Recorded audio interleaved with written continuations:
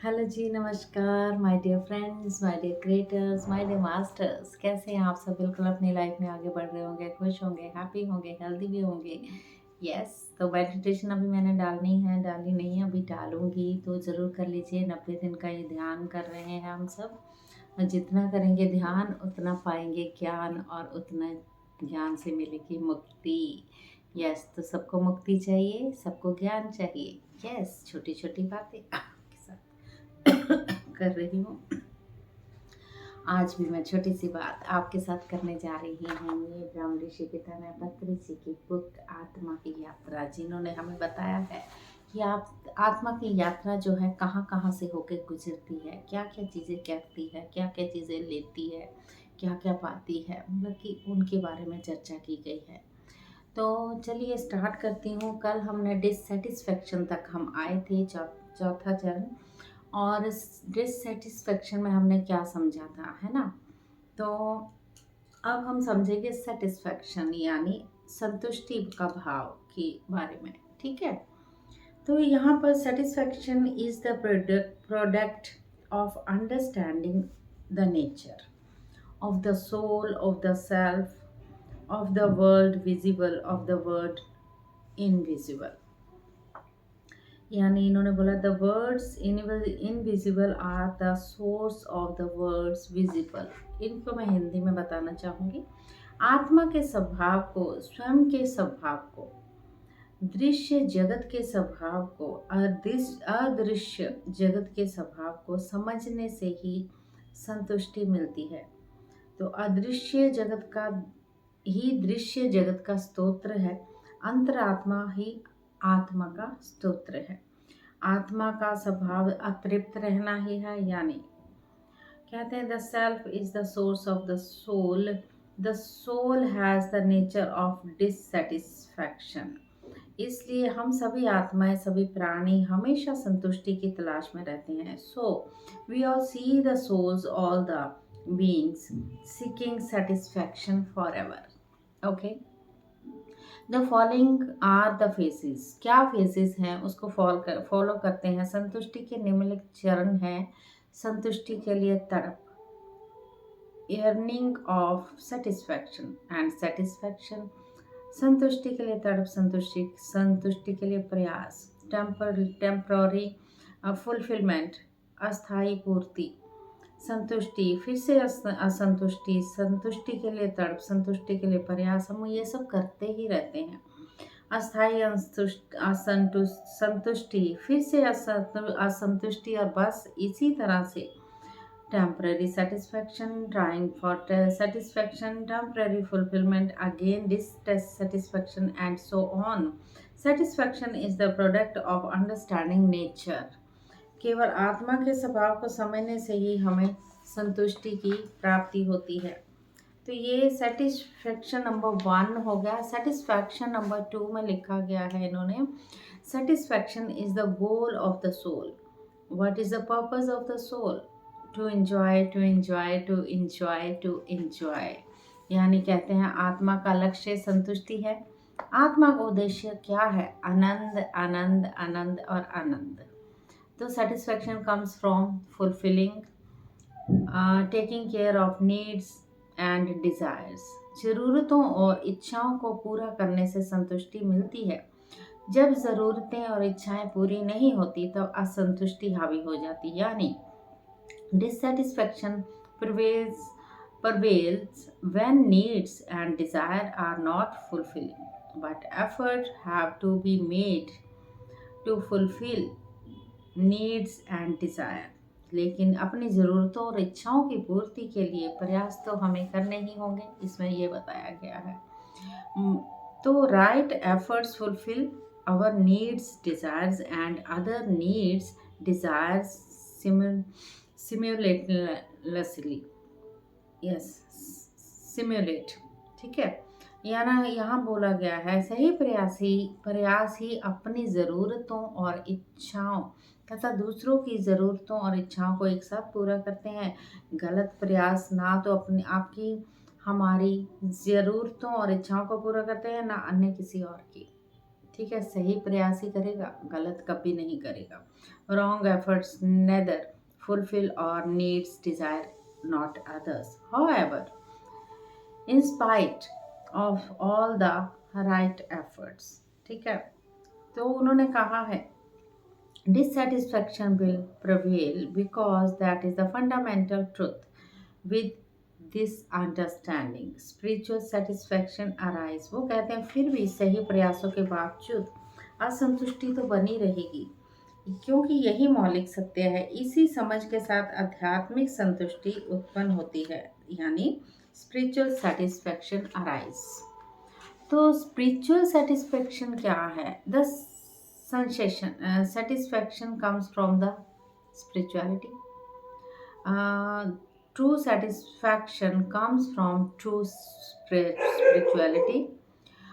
वास्तविक आध्यात्मिकता से वास्तविक संतुष्टि मिलती है। आध्यात्मिक होने का अर्थ है आध्यात्मिक विज्ञान को भली भांति समझना। To be spiritual means to go beyond religious dogmas. आध्यात्मिक होने का अर्थ है धार्मिक रूढ़ियों से परे जाना। आध्यात्मिक होने का अर्थ है अनुष्ठान रीति रिवाजों से परे जाकर अनुष्ठान को मर्म को समझना। ये कहते हैं टू बी स्पिरिचुअल बनने के लिए means go to the away from ritual, means to go away from rituals into the spirits of the ritual. To be spiritual means to recover human values. To be spiritual means to reclaim our godhood. We are all seed gods in the process of becoming tree gods.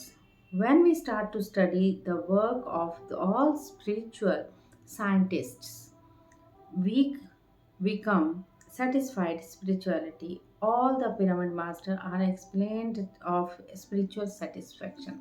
उन्होंने कहा है आध्यात्मिक होने का अर्थ है मानवीय मूल्यों को पुनः स्थापित करना। आध्यात्मिक होने का अर्थ है अपनी दिव्यता को पुनः स्थापित करना, यानी प्राप्त करना। हम सभी बीज रूप में ईश्वर हैं। उन्होंने कहा है seed God's of the process, जो सभी वृक्ष रूपी ईश्वर बनने की प्रक्रिया में है। जब हम आध्यात्मिक वैज्ञानिकों द्वारा यानी स्पिरिचुअल साइंटिस्ट द्वारा दिए गए ज्ञान का अध्ययन करते हैं तब हम आध्यात्मिक संतुष्टि पाते हैं। तो सभी पिरामिड मास्टर जो हैं उस आध्यात्मिक संतुष्टि के उदाहरण हैं। बहुत सारे पिरामिड मास्टर ऐसे बने हैं जिन्होंने बहुत कुछ पा लिया गाइस। तो सीड गॉड्स, यहाँ पर ट्री गॉड्स और सीड गॉड में क्या बताया गया है, यानी जो बीज होते हैं, बीज देव के बारे में, वृक्ष देव के बारे में यहाँ बताया गया। All beings are seed gods and when you become a being you have become tree god. The small letter should become capital letter. यहाँ बताया गया है सभी प्राणी बीज रूप में ईश्वर हैं, और जब तक ये एक अलग अस्तित्व बन जाते हैं तब आप वृक्ष रूपी ईश्वर बन जाते हैं। जब आप आत्मा के अस्तित्व को समझ पाते हैं तब वृक्ष रूपी ईश्वर बन जाते हैं। From infant souls to an infinite soul. उन्होंने कहा है that is the grand journey of the soul. The journey is grand at every phase of the progress. उन्होंने कहा छोटे अक्षरों को बड़े अक्षरों में परिवर्तन होना चाहिए, यानी शिशु आत्मा से जब शिशु आत्मा होती है उससे विकसित होते हुए अनंत आत्मा तक की आत्मा की महान यात्रा है। ये यात्रा हर प्रगतिशील चरण में महान है माय डियर फ्रेंड्स।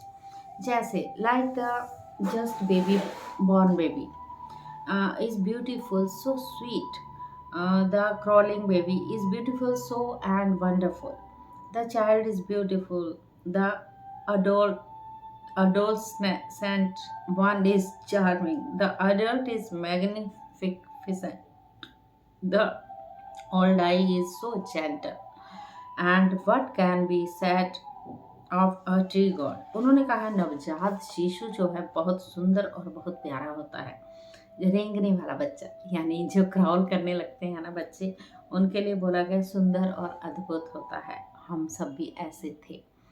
छोटे बच्चे बड़े मनोहारी होते हैं। युवक जब होते हैं, वो यूथ में जब बड़े होते हैं तो बड़े आकर्षक होते हैं। प्रौढ़ होते हैं यानी बुढ़ापे में आ जाते हैं और तेजस्वी बनना शुरू हो जाते हैं।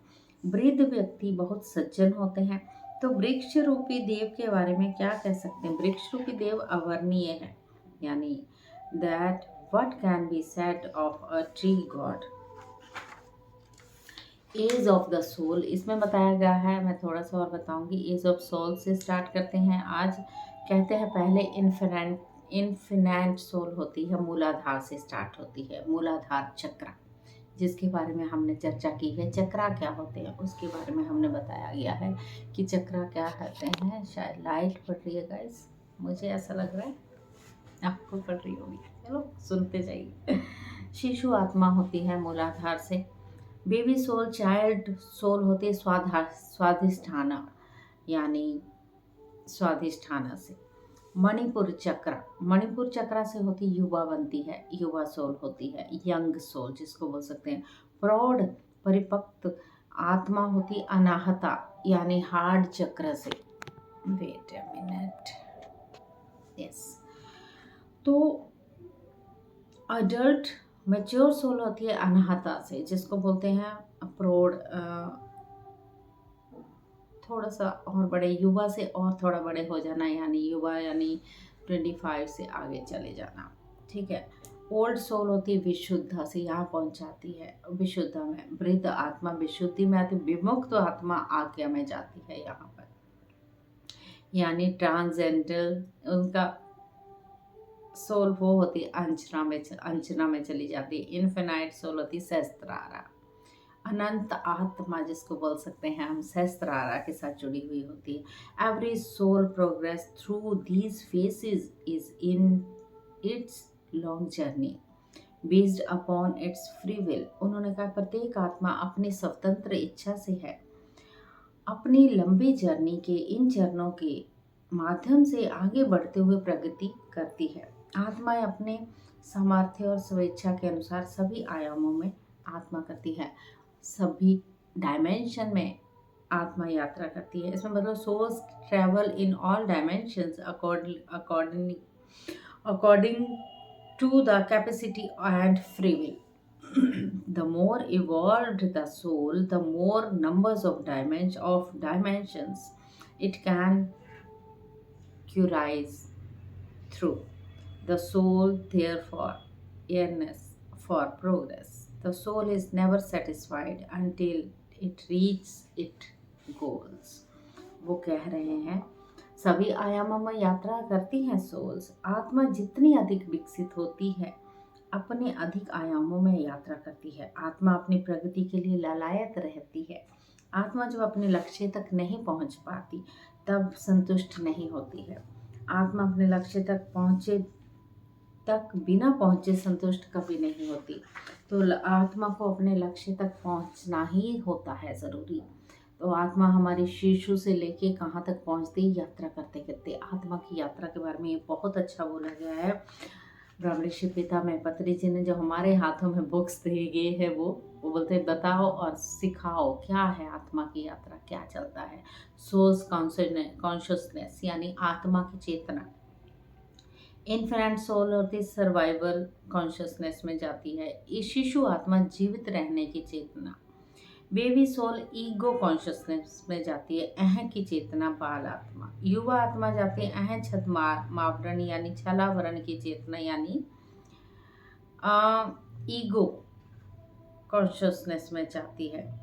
तो मैच्योर सोल जाती है कॉन्शियसनेस, ईगोलेसनेस, साइलेंस कॉन्शियसनेस, अहंकार विहीन चेतना, मौन चेतना में जाती है।